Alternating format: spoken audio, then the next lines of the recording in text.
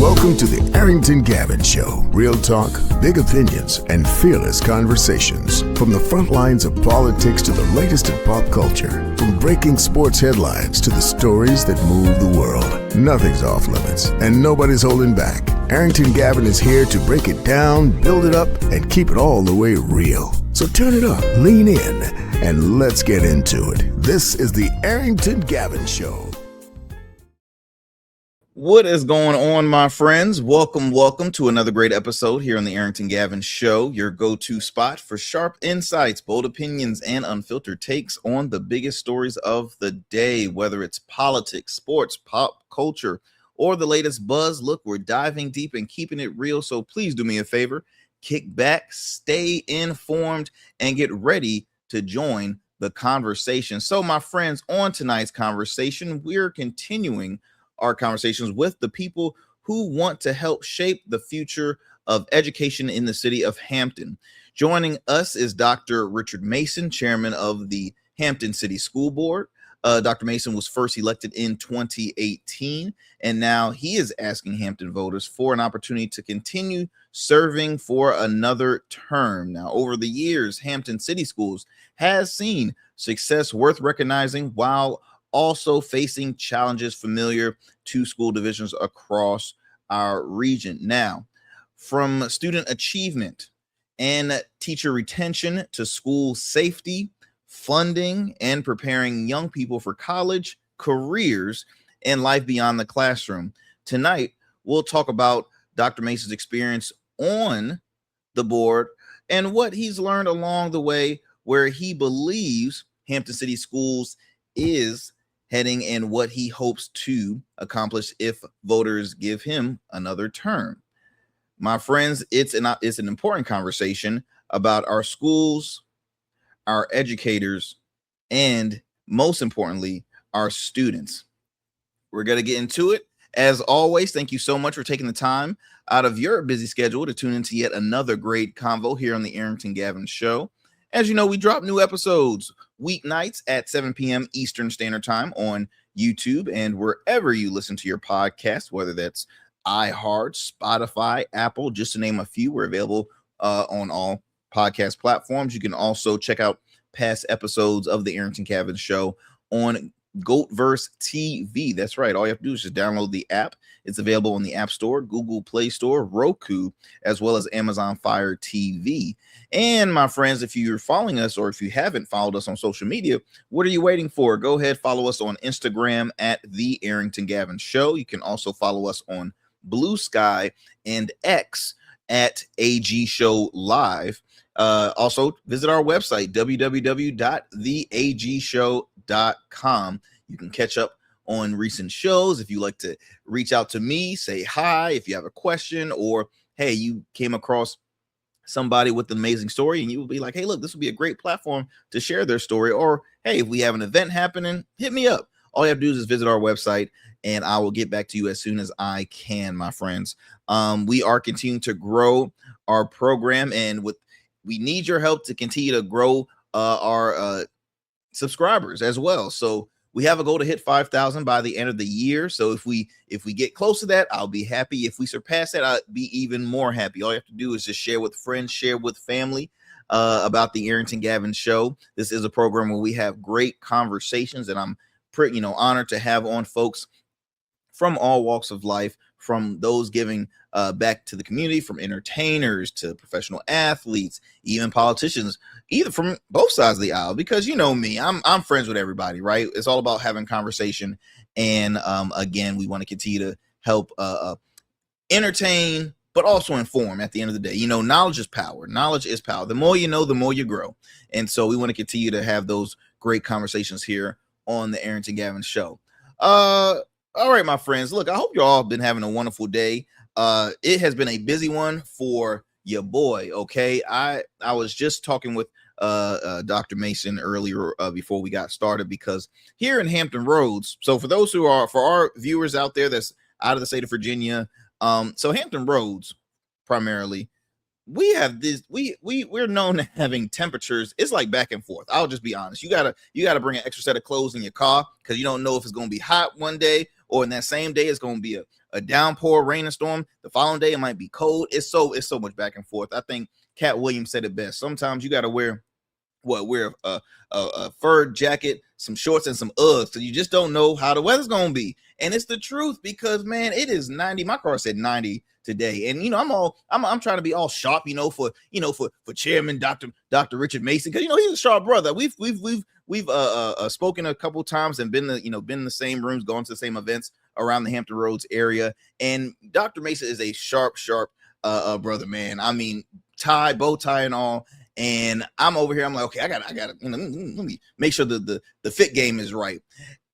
I'm sharp inside the house. When I step foot outside, just drenched with, I'm like, you know what? How I'm gonna make this happen. Now, the car is only but 2 steps away. I'm just like, oh my gosh, am I there yet? Like I'm walking in the Sahara. It's so hot, y'all. But I'm here. I have all my water. I have about 50 waters on the side. Y'all can't see it, but I got all my waters right here.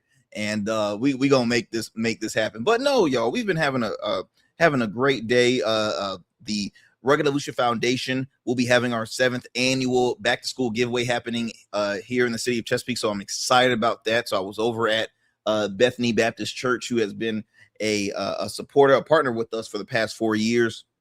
And so we're just, making sure we got the layout all set and ready for the students, because look, y'all, we got to get our kids ready for school. So we've been fortunate to give filled backpacks. We're giving brand new shoes, haircuts. We got a hairstylist going to be ready to do the girls' hair. I mean, it's going to be a great time. So we had that going on. Then I had a meeting out over at Sky 4. You might be seeing something in the future. Just fingers crossed. We're working on some future projects out there.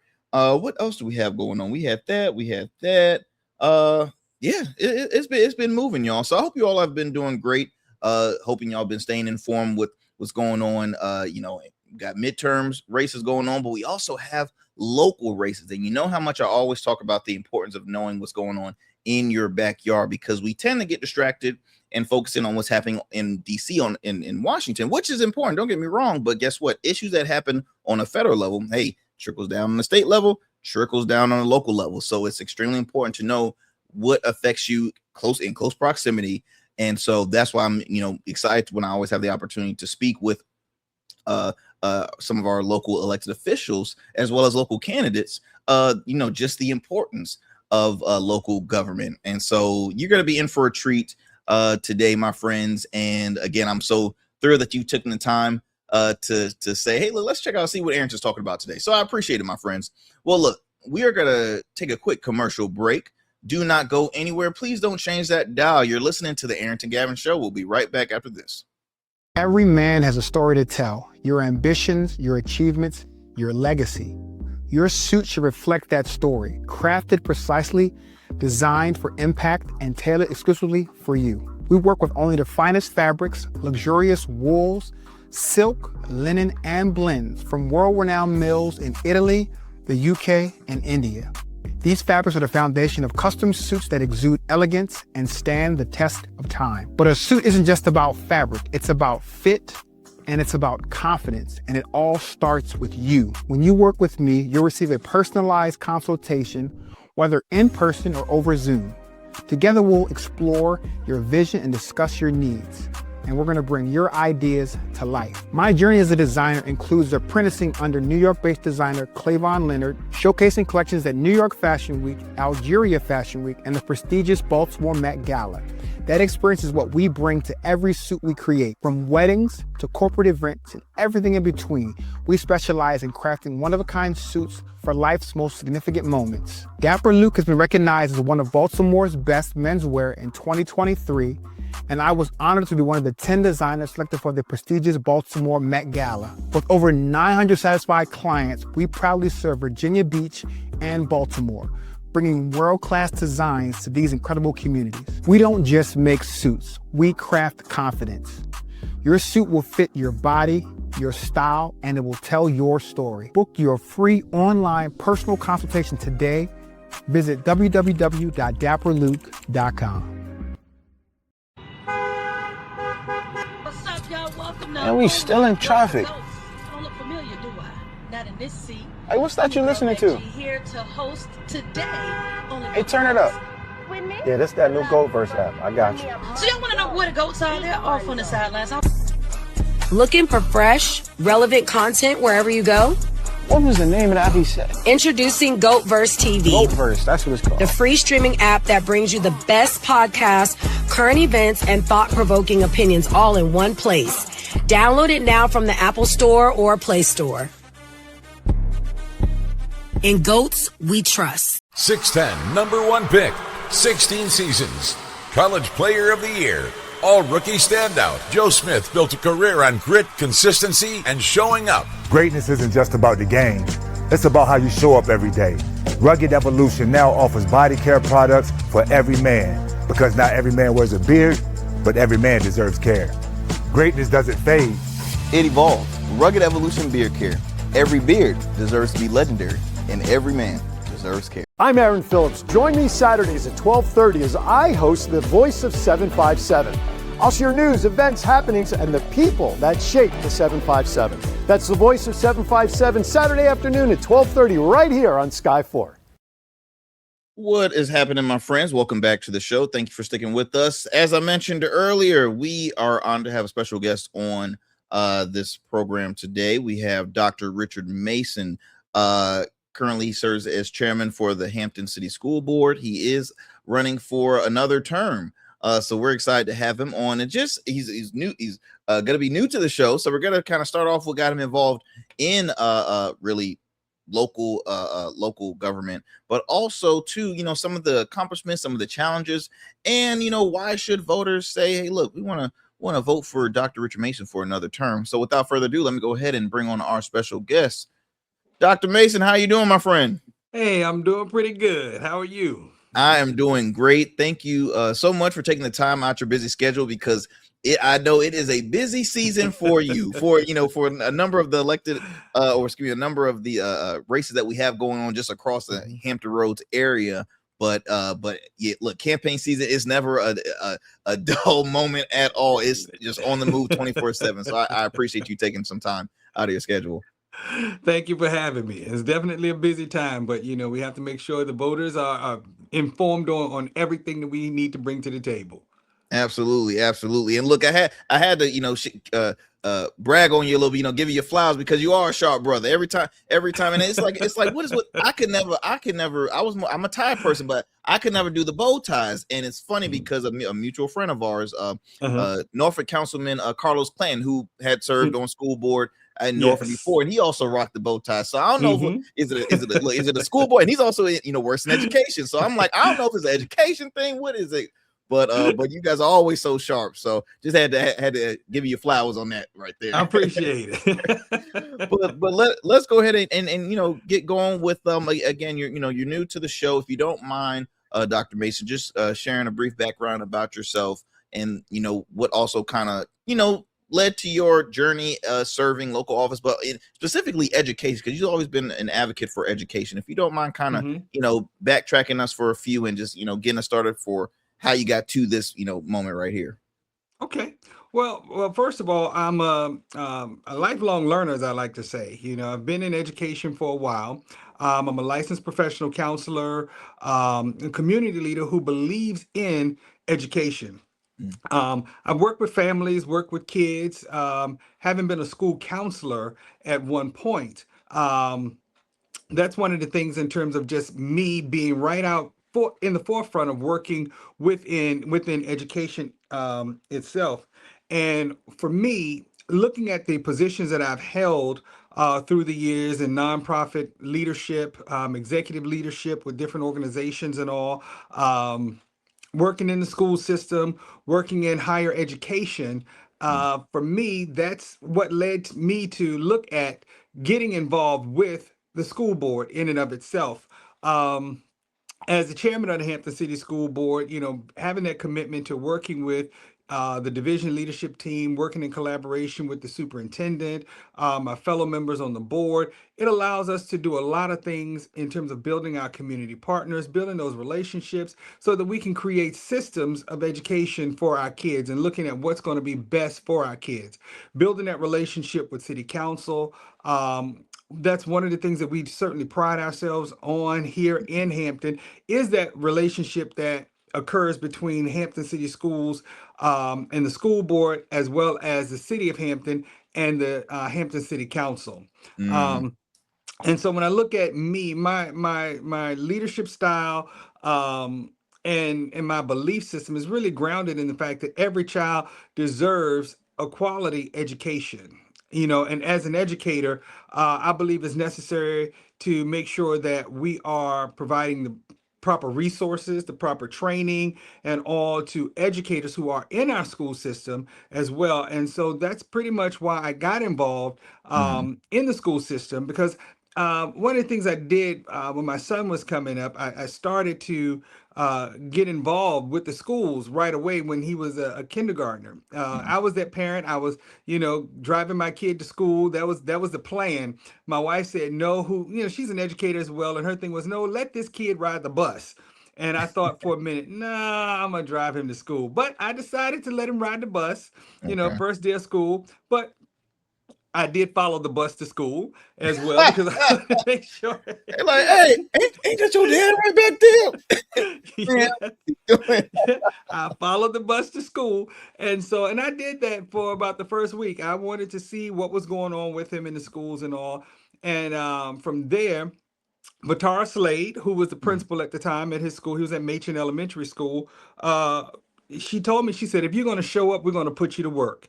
And so from that point on, that's when I started working within the schools, volunteering, doing a number of different things. And it wasn't too long after that I became a member of the PTA and became the president of the PTA at Machin Elementary School. And so I've just been involved with that. And so it's just been a great ride. So I hear the passion when you share your story, just involvement in education. Has education always, was that something that was installed in you at a young age? Like, did your folks say, hey, look, is education, like, was that something that was installed in you, or did it start at a later age? Maybe, high school, college. When did that start for you, Dr. Mason? As a kid, my parents were very big on education, and from the start, they said, okay, they started talking college when I was a little kid. And just in terms of deciding what it is that you want to do, and knowing that education truly was a game changer in terms of where you wanted to go and what you wanted to be in life. And so I was fortunate. I had great teachers along the way who believed in me, principals. Fortunately, some of them I'm still in touch with, and I'm able to give them their flowers and have their support and to be able to talk about the resources that they had at that time and what they were able to give to us. And so education has always been that factor. And so going into the school system, working as a school counselor, looking at how education was able to change the lives of some of our kids in the system, that was huge for me. And so I've just grown to just believe in what that means. And for me, looking at public education, because not every child has an opportunity to go to a private school. But when we look at what we're able to do with our public dollars and public funding and all or whatever, we have to make sure that we're providing the best quality education for our kids in our public schools. And so that's why I believe in, public education, providing quality public education for all of our students. I want to put a pin in that because I'm going to come back to kind of that segment of public dollars going into public schools, because we all know we can't please everybody. You are going to have some folks that be like, I wish we could improve in here. I wish we didn't like this. So I'm going to come back to that, but I want to put a pin to that, and also ask you what led you. And I don't want to spend too much time because look, we know you're extremely busy, but like what was the how can I put it? Where did the mindset say, look, I think I want to serve on our Hampton City School Board? Like when folks get involved in public office, I mean, it's like, you sure you want to do that? You sure want to do that? And so I mentioned earlier, you were first elected in 2018. You've been on the school board since 2018. We're in 2026 now. What was the mindset why you first wanted to get involved and to run for Hampton City School Board? Well, like I said, I had been doing a number of different things. I'd served on committees for Hampton City Schools and doing a number of different things. Like I said, working with the PTA at my son's elementary school and also his middle school. I was the first PTA president for Phoenix K through 8 school. So I was a big part of opening that school and helping parents get adjusted to that. At the time, and ironically, the current superintendent, Dr. Haynes, was the principal at Machen. I mean, not Machen, at Phoenix pre-K through 8. And so he and I worked collaboratively together. But in working with Hampton City Schools, there were some things going on that I saw that needed some policy changes and all. And so having a background in working with policies and policy development and oversight and things of that nature and all, when I was approached about the work that I was doing and the need to have someone who could provide the resources and all from a board perspective, because at that time, Butch Harper passed away, and he was on Hampton City School Board at the time, and he passed away. And so there was an open seat. And so I was approached about running because of what we could, they felt that I could bring to the table. And so after long, conversations with my wife, prayed on it with our pastor and all as well, I decided to throw my hat in the ring because I felt what I brought to the table from a mental health perspective, because that was one of my challenges with Hampton City Schools at the time, looking at the resources, looking at the services that were properly, at the time being provided to our students. And at that time, our schools were not fully accredited. And so started looking at some of the things from a climate and culture perspective with Hampton City Schools and recognizing that there were some challenges then. They were working on academics and really focused a lot on the academic component, and had developed a wonderful tier system whereby we look at tier 1, tier 2, and tier 3 students and in terms of academics and what we were able to do for those tier 1 students. All students in Hampton City Schools were receiving tier 1 services. Those students who needed a little extra help, they were in that tier 2. But it was those students who really needed that extra help and support. They were in that tier 3 area. So when we started looking at the students who were in the tier 3 category, the mindset was we really need to look at what are the challenges for those students. And we started looking at those were some of the students that had behavioral problems, had social emotional needs and things of that nature and all. And so I began to look at how can we make a difference there, and what can we start to look at from a policy perspective. And so we had to step out into another area and began to look at our whole social emotional curriculum. And that was a part of what drove me to say, listen, there's some things that as we're starting to make these changes from a board perspective, we've got to start looking at the policy changes that are necessary. And so I decided to get involved, throw my hat in the ring so that I could be that voice and be able to explain to fellow board members why it was necessary to make some of the policy changes that were needed. Hey, policy is key, and I mean, it can make a huge difference when it has the right policy. First question, and I've asked a bunch of candidates, those who serve on school board, because again, school board is something that I'm still continuing to learn on the the position, what the job in title of being a school board member, what's it involved. And so for a lot of our listeners too, I feel like they're probably the same, because I tend to talk for the most part state and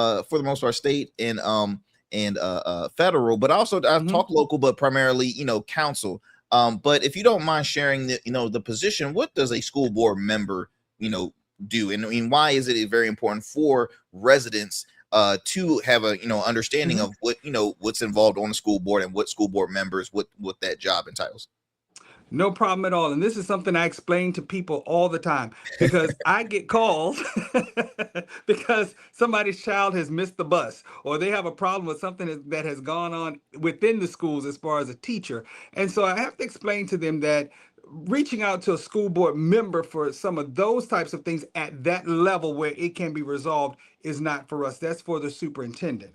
And that's one of the Mm. primary roles of a school board is to hire. And sometimes people talk about hire and fire because I don't know why hire and fire seems to rhyme, I guess. But we don't seek to fire a superintendent unless we need to at some point. But the mindset is we put things in place.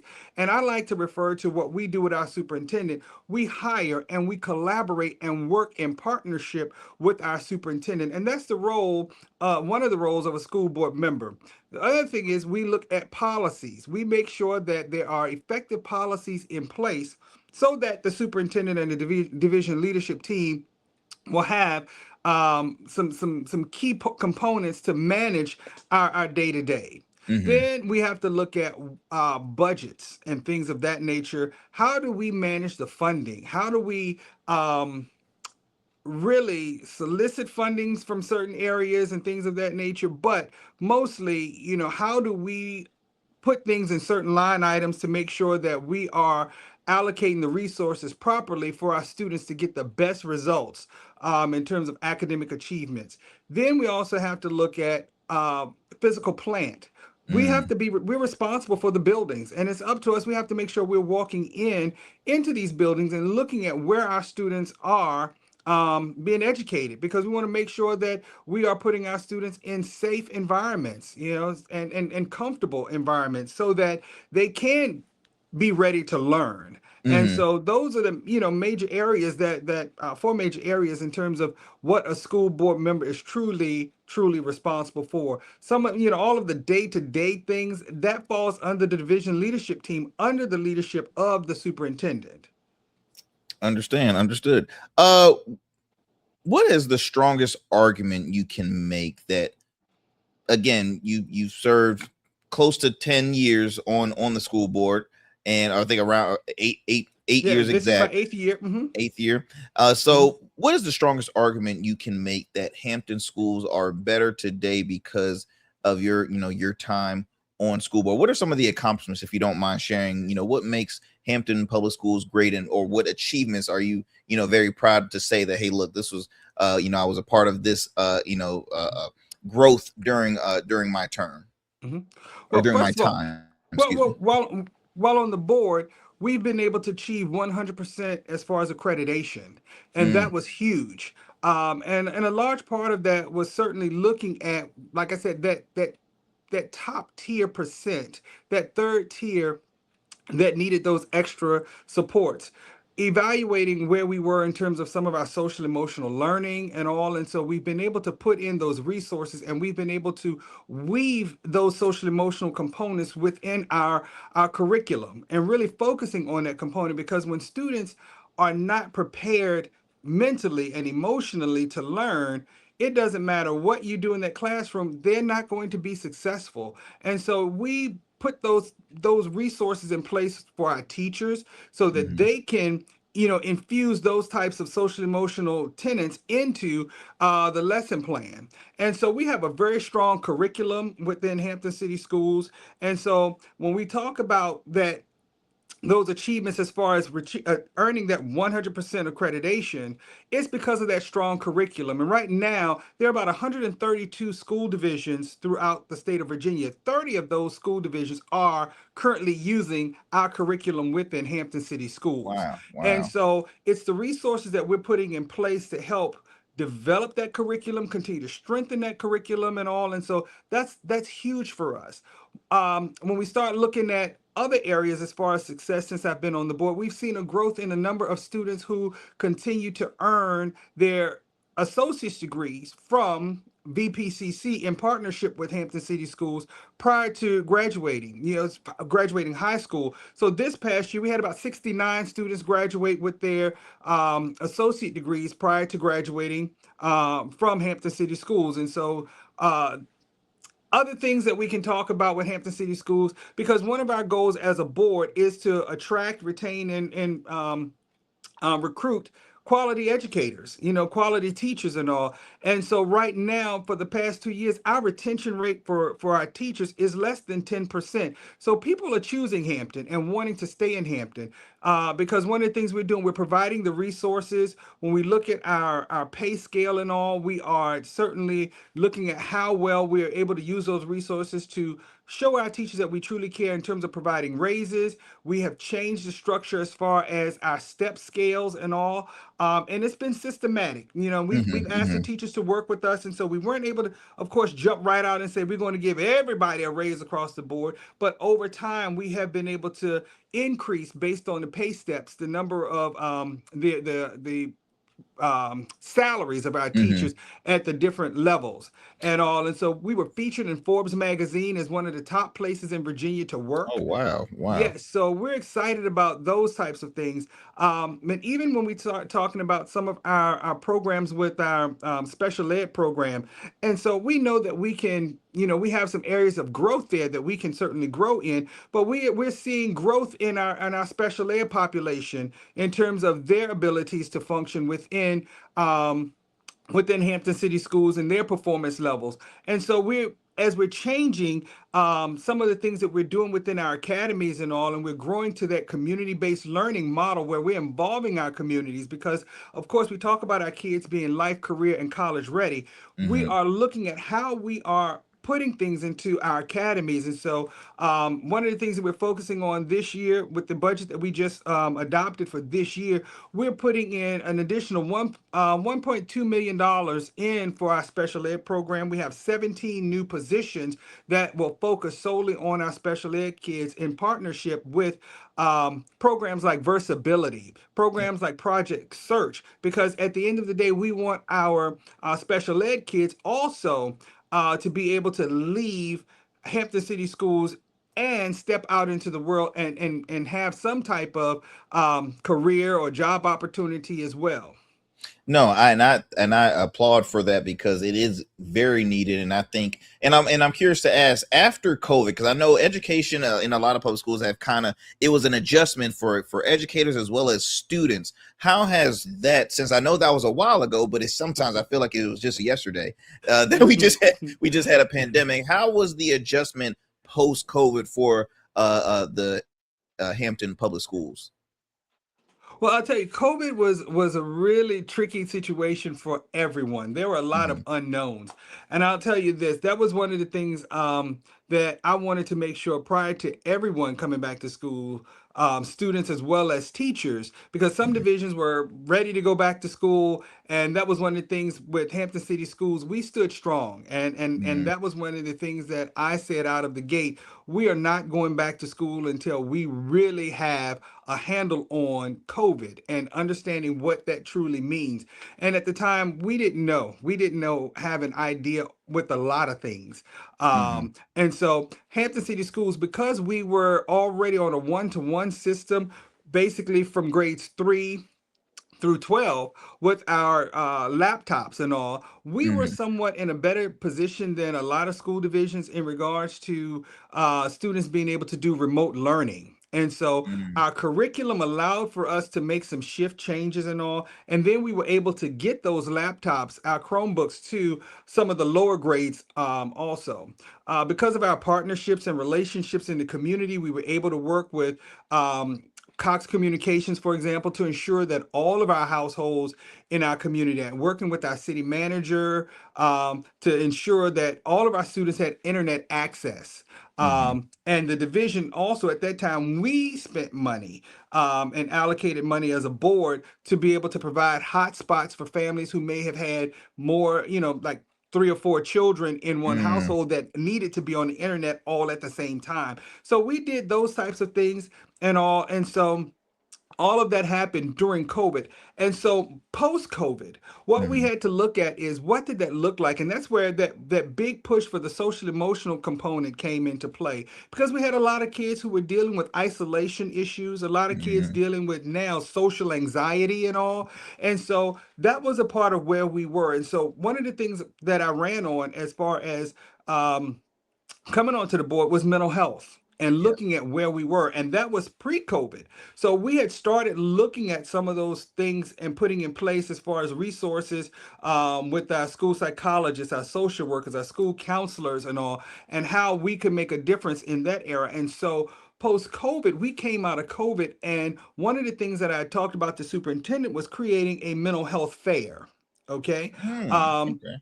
And how do we get these resources into the schools? How do we get these resources into our homes and making sure our parents know about it?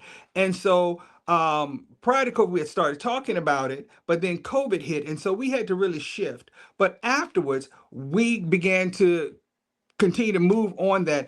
And I have to give kudos to Dr. Bruce Copeland and our social work department, and Miss Trina Hatcher, who is our executive director over student services.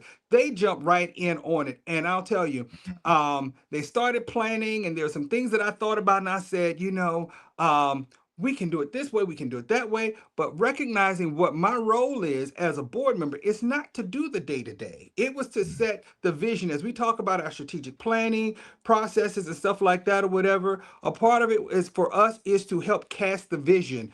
And we turned it over to Dr. Copeland in our social work department. And when I tell you, it was absolutely amazing. I was thinking the first year, it'll be a success if we get about 300 parents that show up to this event.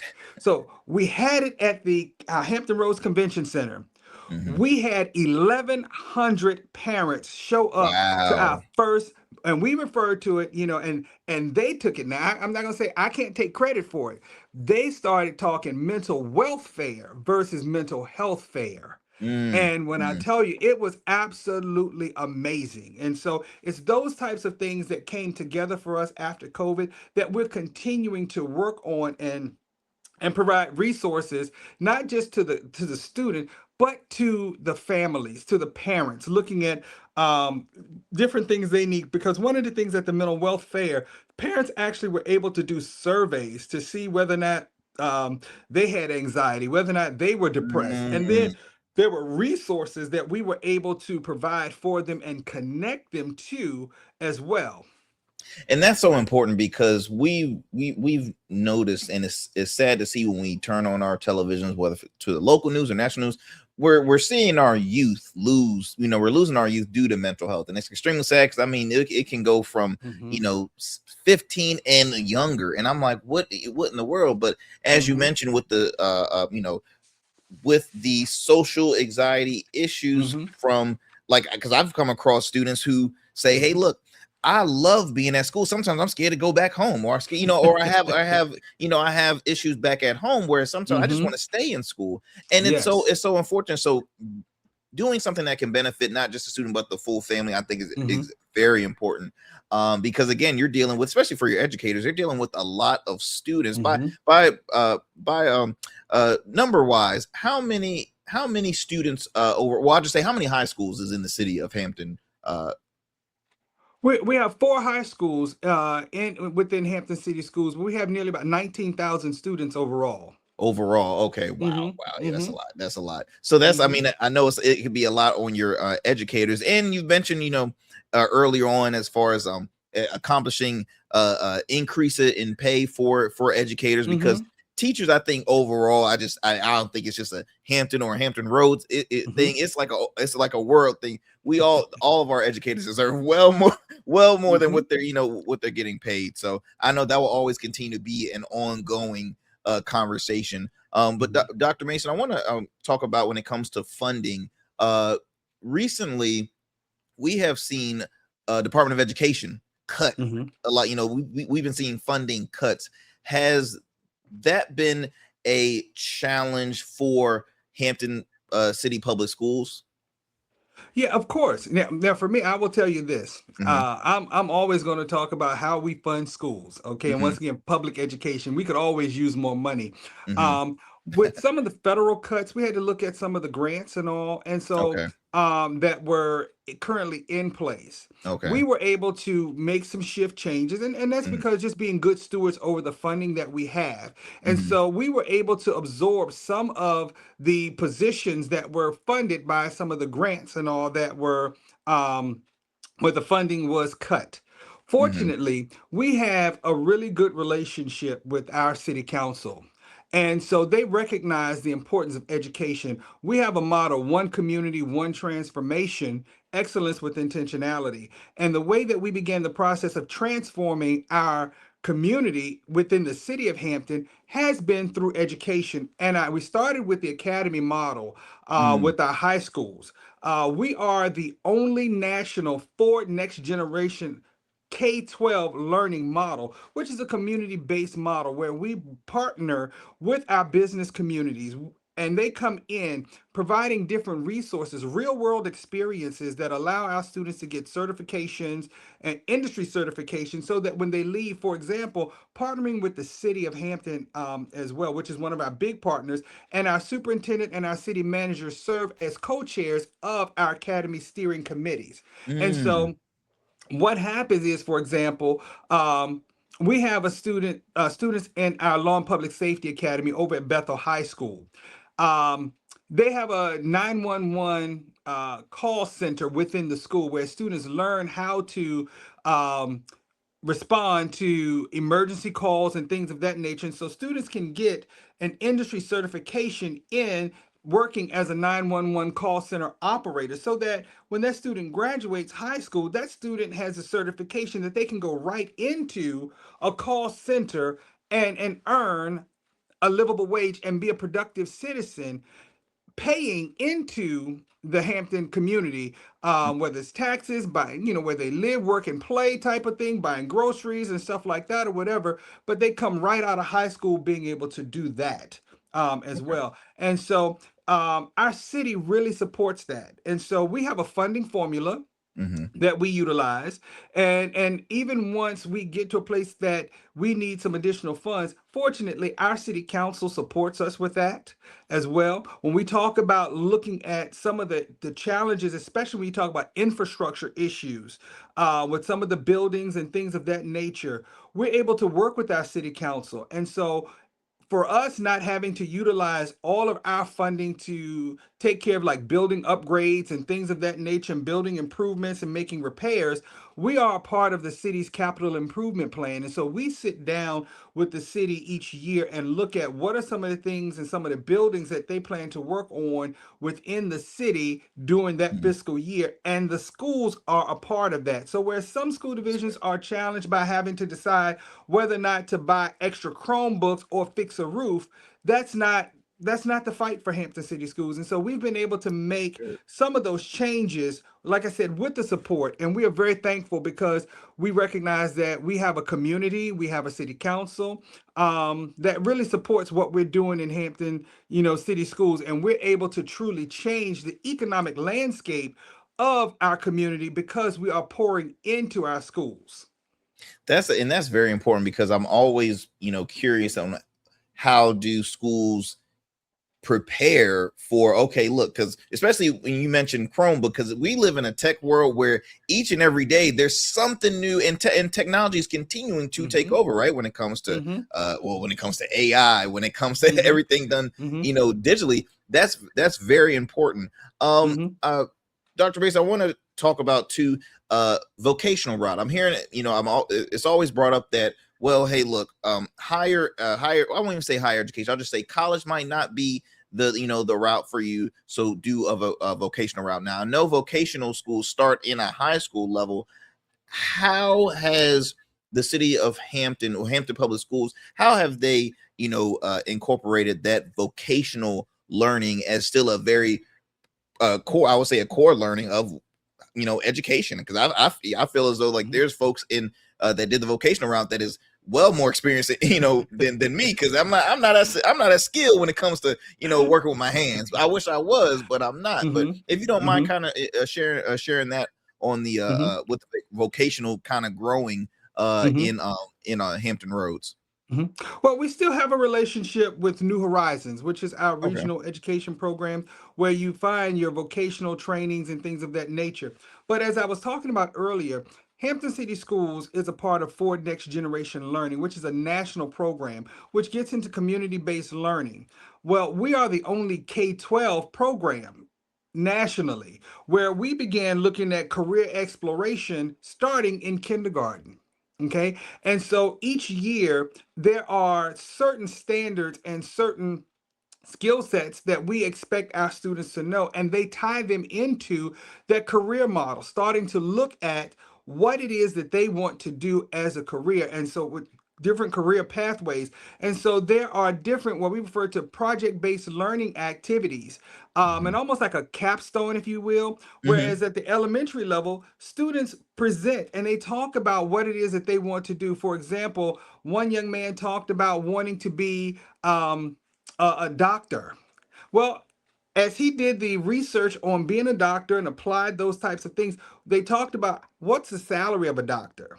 What are some of the expenses? So students learn how to purchase a home.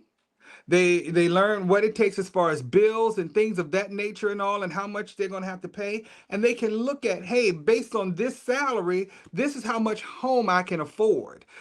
These are the things that it will cost me to keep the lights on, to keep the water running, to put gas in my car, and things of that nature and all. And so they look at those career pathways and begin to make decisions on where they can go. And so that's when that whole vocational and career exploration began. We start that now in the elementary schools. So when we first started the academy model, we began with our high schools, and we began to transform learning spaces.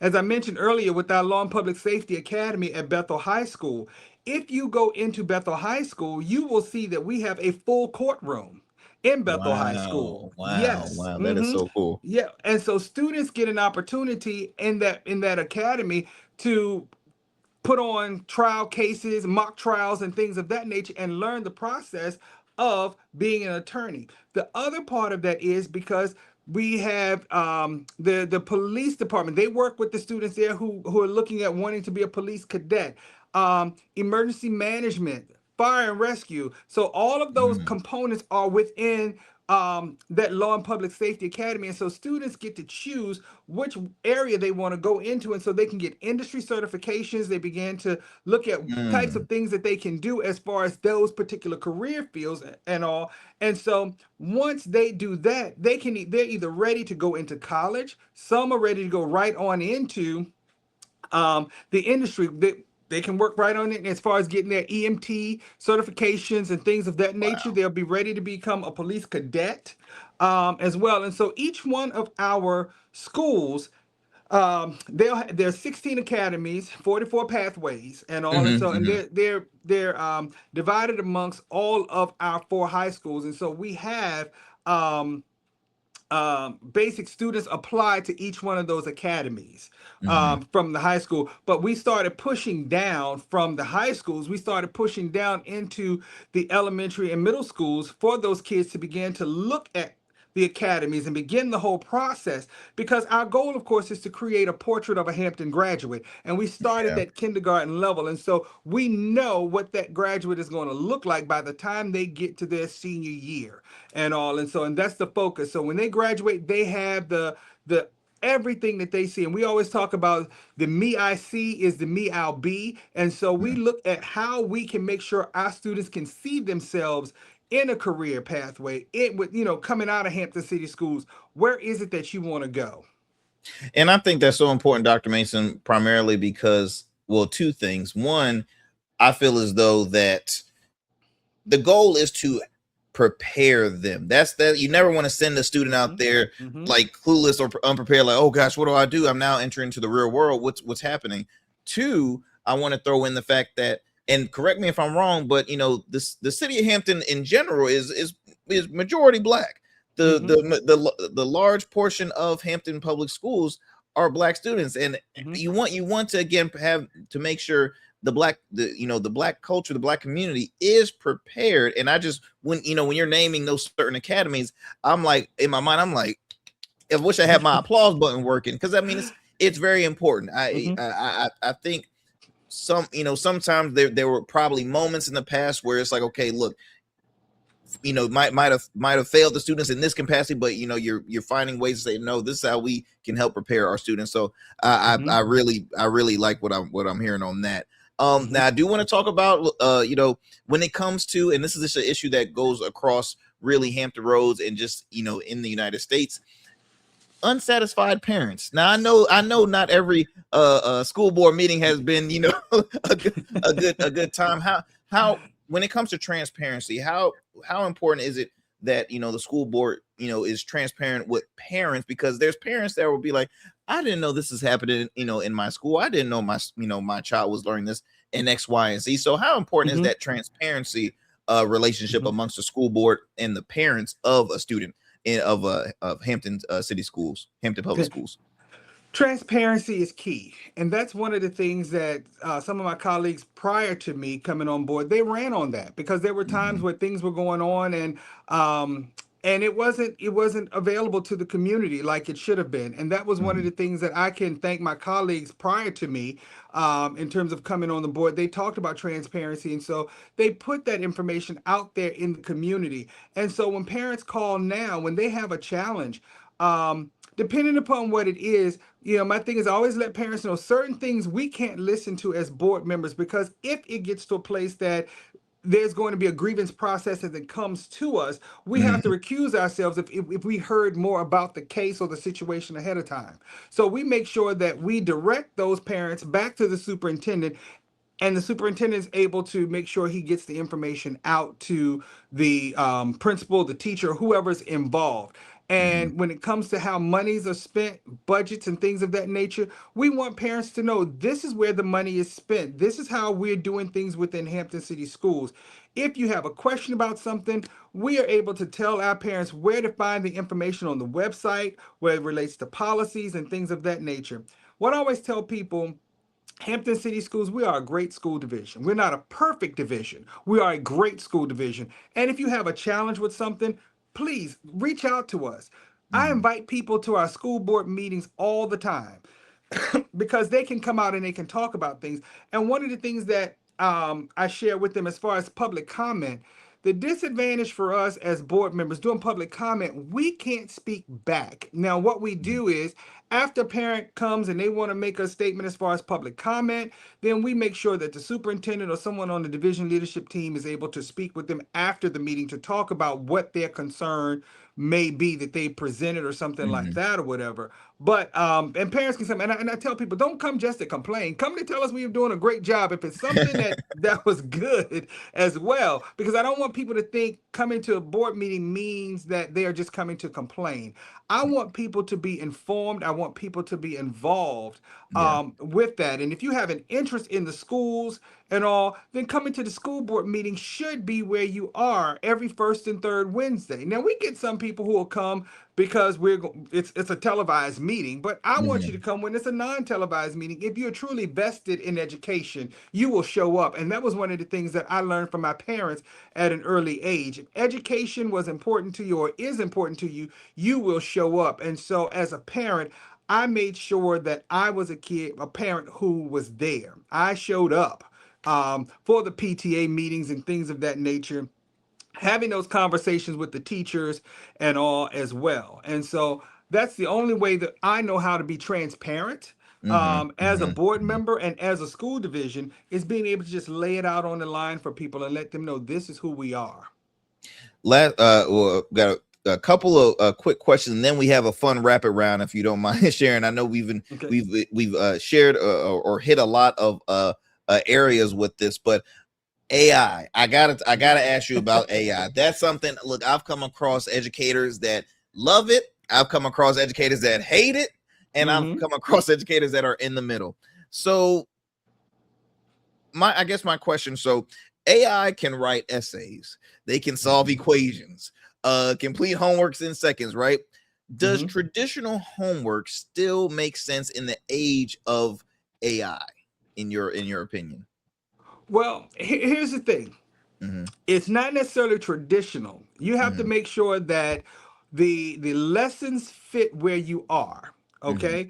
And what I mean by that is the way that we did things years ago. I remember as a kid, we had watches that had calculators on them. So it was a matter of we couldn't have those watches, And so now certain calculators, we weren't supposed to have those calculators. But right now you're looking at technology in terms of access to computers and things of that nature, cell phones and stuff like that or whatever. That stuff isn't going away. As a division, you have to look at how do you incorporate all of those things into your policies, your learning, and things of that nature and all. And so that's where, one, your policy comes into play, and we just adopted a new policy as it relates to AI, okay, and which also brings in some different types of platforms that we have to monitor and stuff like that or whatever as a division. And so across the board, we're looking at all of those things and how those things enhance education, not necessarily weaken the understanding of the kid or the ability of the students, but we have to make sure that we're able to use those things. It's almost like I said, bringing in the calculator years ago. Instead of not just knowing how to multiply your times tables and things of that nature, but you also learned on the calculator and you were able to check your work. And that's very much what we're looking at. How do we do that? And so even from a higher ed perspective, everyone is in this quagmire right now, but you have to learn how to use it because industry-wise, AI is here. And there are industries that are using AI and that artificial intelligence, and our students have to be able to learn and understand how to use it and know the significance of it and the importance of it. So we had to develop a policy that kept all of that in mind, that really kept the main thing, and that was on teaching and learning and how our students are able to function with those things. Well, look, Dr. Mason, look, you have completed my full test. Now we're gonna have a little fun if you don't mind. Go and do a little rapid fire to close this up. Look, go-to song. If someone drives past you and y'all both at a stoplight, what song are they gonna hear you jamming in the car that you know all the lyrics? What is your go-to song that you just, I gotta play this on cycle? Listen, I'm a church kid, so you're probably going to hear something gospel from me. So and you might get a praise dance out of me in a minute. Okay, hey, look, I raised the Baptist church. Now don't get me started. Now, do you have a favorite gospel artist? Yes, I like Donnie McClurkin. I love Yolanda Adams. I can go to Marvin Sapp. You name it. That's just me. So okay. So any gospel song is for the most part that someone driving you here in jam, you're gonna be okay. I like that. Favorite movie. If there's a film that you can play on repeat, what is your favorite movie? Favorite movie? I'll probably have to say it's The Best Man.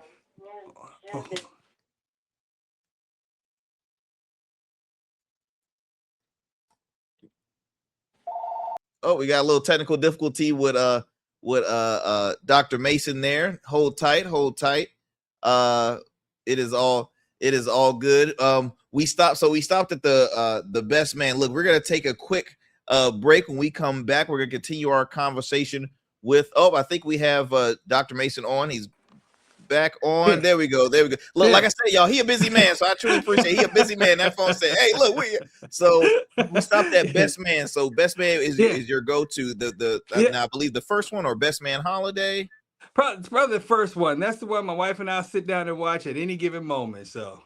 And the soundtrack was amazing too. So I was just about to say the soundtrack, and what's so funny, because speaking of the Best Man, recently, oh my goodness, I'm blanking on his name. He's one of the main characters. Morris Chestnut was in Hampton Roads not too long ago. Yes. He was promoting a bourbon, I believe, out in Norfolk. And one of my wife's good friends was like, "Do you know who's here?" She's like, "What?" She's like, "Morris." And my wife was looking at me like, because I took her to a health fair over in Chesapeake. She's like, "I don't believe this. You done took me to this health fair. I could have been seeing." I'm like, "But you still got me." She's like, I'm like, "Wow, I ain't know after 4 years of marriage. I'm competing with Morris Chestnut now." So that is a crazy. But okay, so we have favorite movie, favorite music. Okay, if you had the opportunity, Dr. Mason, to sit down and you had the opportunity to have a dinner or lunch with any person, if you had 3 or 4 people to choose from, public figure to, who would you love to just sit down and have a conversation with? Well, certainly I would say Barack Obama is at the top of the list, looking at all the challenges that he has been through and all, and some of the successes that he's had as a president, but just looking at how he was able to carry the weight of the world on his shoulders, from a Christian perspective, certainly Jesus Christ, just looking at some of the things, because some things you read in the Bible, and I got questions, you know. Lord, I think I'm doing right, but then I read this, I'm like, okay, I got a little confused. Sometimes you just got to ask the teacher for a question, right? But it's hard when you exactly. Go straight to the source, you know. Go straight to the source, right? go straight to the source. But then also, I would certainly say Oprah. Because there's some things that I've watched Oprah do from a philanthropic perspective and all or whatever. And so there's some things that I would ask her just in terms of what drives her in terms of, you know, her sense of excellence and things of that nature. Wonderful, wonderful. Well, last question I would like to ask Dr. Mason is, why should residents in the city of Hampton choose you to serve another term, to serve on a Hampton City School Board?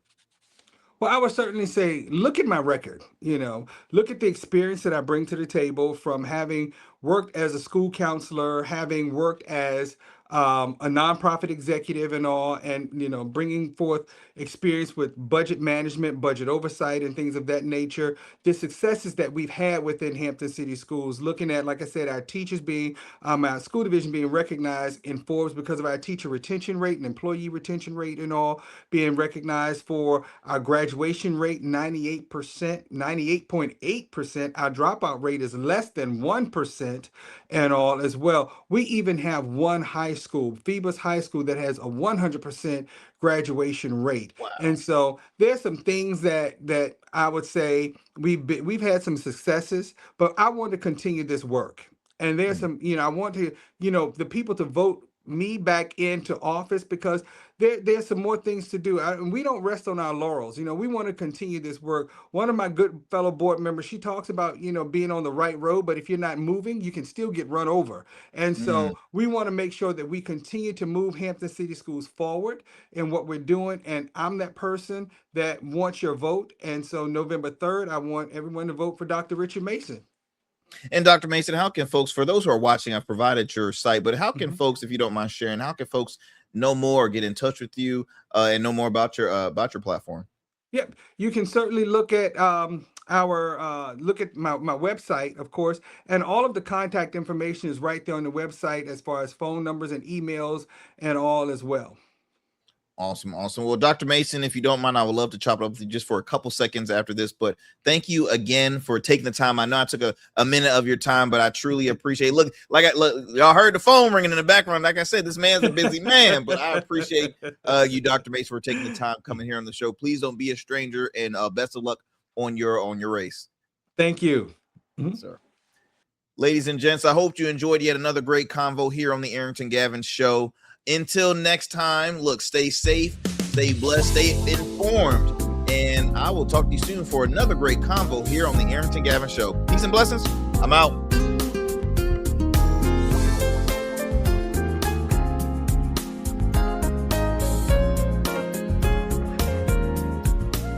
That's it for tonight on the Arrington Gavin Show. Thanks for tapping in and keeping the conversation alive. Don't forget, stay connected with us on all platforms. Follow at Arrington Gavin on Instagram, Blue Sky, and X, and subscribe to the official Substack for exclusive takes and deep dives you won't get anywhere else. We're here every weeknight, same time, same energy, same real talk. Until next time, stay bold, stay sharp, and stay true. That's what we do on the Arrington Gavin Show. Peace.